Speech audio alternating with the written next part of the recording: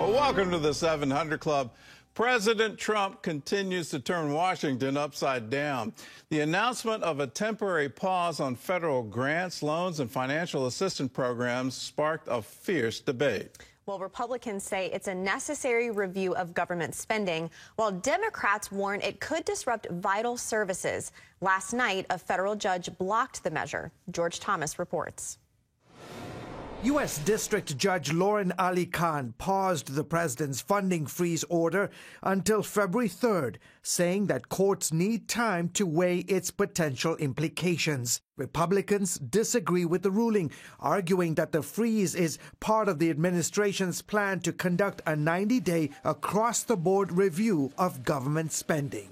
This is a work in progress. Everybody take a deep breath, stay calm. Every one of these programs is going to be looked at. He didn't say, well, we're going to do a 2-year study, blah, blah, blah. He said 90 days, we're going to look at it, and it's working. The president signed executive orders in recent days targeting the Biden administration's funding of progressive causes. Good afternoon, everybody. Good afternoon. The new White House press secretary, Caroline Leavitt, in her first briefing, insisted that funding for Social Security, Medicare, food stamps, student loans, and scholarships will not be affected. What does this pause mean? It means no more funding for illegal DEI programs. It means no more funding for the Green New scam that has cost American taxpayers tens of billions of dollars. It means no more funding for transgenderism and wokeness across our federal bureaucracy and agencies. Democrats are pushing back, saying the funding freeze is causing chaos and panic among organizations that rely on Washington for their financial lifeline. Blast radius of this terrible, unconstitutional, and illegal decision is virtually limitless. The president of Catholic Charities warned in a memo that the federal freeze could impact the work they do with the poor and vulnerable.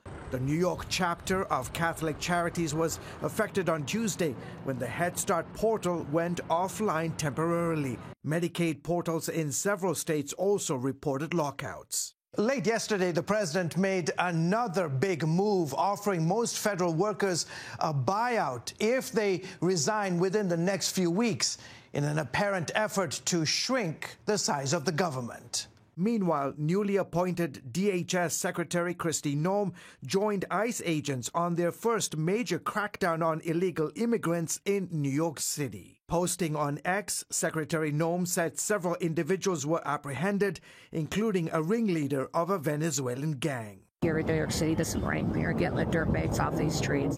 Today in the Senate, one of President Trump's most controversial nominees, Robert F. Kennedy Jr., begins hearings for Secretary of Health and Human Services. George Thomas, CBN News. Well, Kelly Wright is our CBN White House correspondent and joins us now from our bureau in Washington. So, Kelly, what about this proposed buyout of federal employees? What are the details and what is it expected to accomplish? Well, it's expected to accomplish a deferred resignation of these employees. They received it from the OPM, the Office of Personnel Management, in an email form stating that they have the responsibility to look at the email and they have to reply to it by February 6th.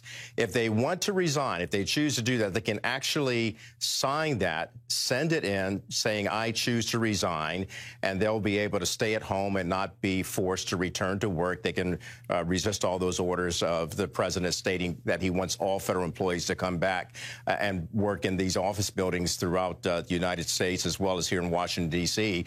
The mayor of Washington, D.C. stating that she would like to see more federal workers return here because it's good for business for the constituents of D.C.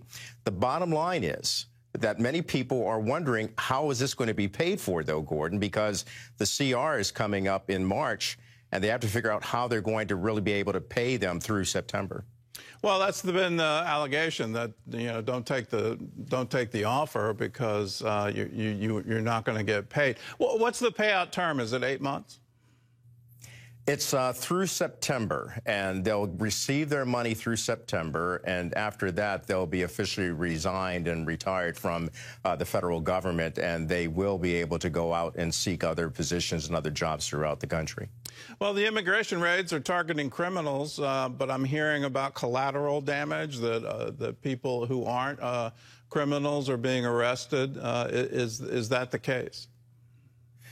It is the case. We've seen that on some of the notable raids that have taken place in places like Newark, New Jersey, as well as Boston and New York City, where they've gone after hardened criminals who already have a track record of being people who have committed heinous crimes in their own country. And as a result of that, they might be staying with particular people who have not committed any crimes, but are here illegally.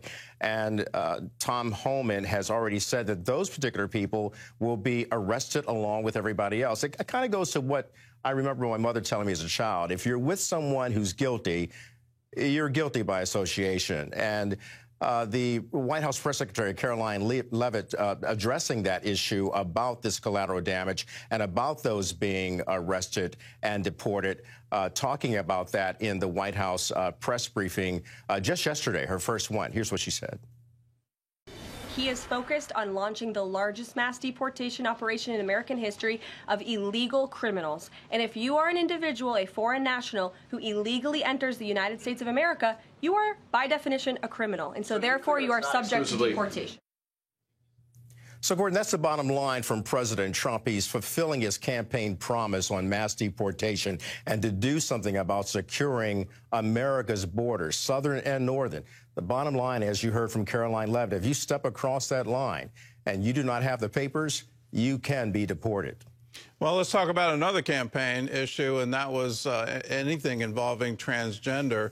The latest executive order restricts medical procedures for minors seeking gender transition. Tell us more about that and why he's focusing on it. Well, Gordon, I'm holding in my hand here. It's actually called Protecting Children from Chemical and Surgical Mutilation. This is the exact executive order. And I'm going to read this real quickly because I think it's very important and germane to what the president is seeking to do.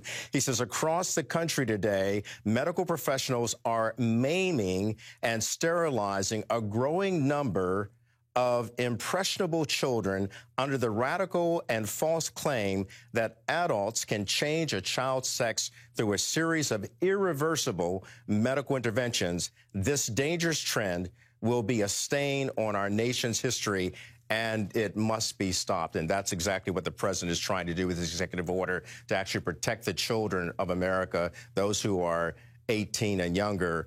And actually, it leads to gender dysphoria, and that's something that they want to address. Parents have talked about it throughout the campaign when President-elect Trump was when President Trump was campaigning, and he is basically making a promise and keeping that promise. Well, any other promises to look forward to? It seems like every single news cycle, there's this whole series of things. It's absolutely amazing, the transformation that's happening in the federal government, literally day by day. Any predictions for tomorrow?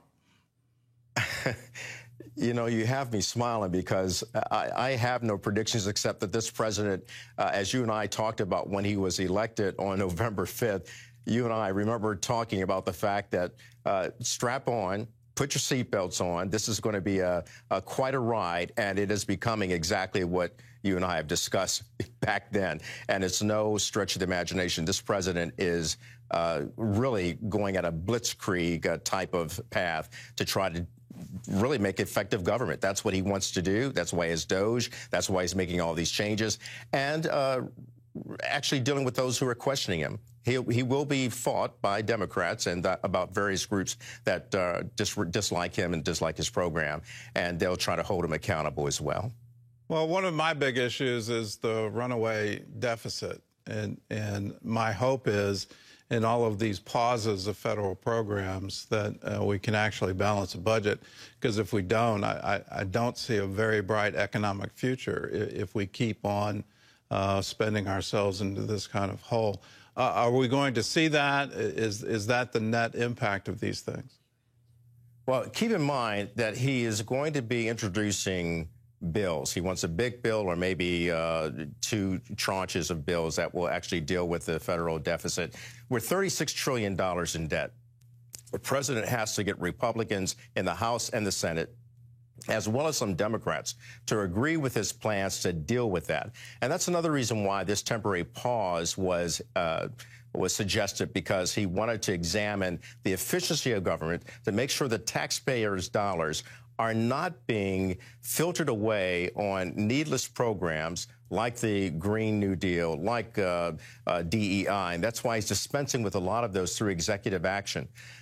At some point, Congress will have to step in and support the president with laws that will deal with our budget and get beyond the continuing resolution, but actually start stripping away and cutting away the $36 trillion debt that this country has. Otherwise, everything that he's doing, if we can't afford it, it will be for naught. All right. Well, Kelly, thanks for the insight. You're going to have a very busy year. In other news, Israeli Prime Minister Benjamin Netanyahu will be the first foreign leader to visit the Trump White House. John Jessup has that story and more from our CBN News Bureau in Washington. John? That is right, Gordon. President Trump will meet with Mr. Netanyahu in the Oval Office next week on February 4th. The news comes as Senate Democrats blocked the legislation to sanction the International Criminal Court in The Hague for actions against Israel's leaders. The ICC issued arrest warrants for Netanyahu and former Defense Minister Yoav Gallant over Israel's military campaign against Hamas in Gaza. Hundreds of thousands, meanwhile, of Palestinians are returning to northern Gaza as part of a fragile ceasefire between Israel and Hamas. Israel is also preparing for the scheduled release of 3 more hostages tomorrow and an additional 3 on Saturday. Well, turning now to the United Kingdom, where one researcher predicts, quote, God is making a comeback. A new survey shows Gen Zers are more likely to identify as spiritual than their parents or grandparents. Among 18 to 24-year-olds, 62% said they are very or fairly spiritual. That compares to 52% of those aged 35 to 44 and just 36% of those aged 55 to 64. Author Christopher Gasson commissioned the poll of 10,000 people. He also noted that many young people are put off by established religion. While here in the United States, younger Americans are less likely to believe in God and Christianity, but now some companies are finding success by creating faith-based content specifically for Generation Z and Alpha. Billy Hallowell has that story. 4 million. That's how many copies have sold of the Action Bible, a popular comic book-style retelling of Scripture.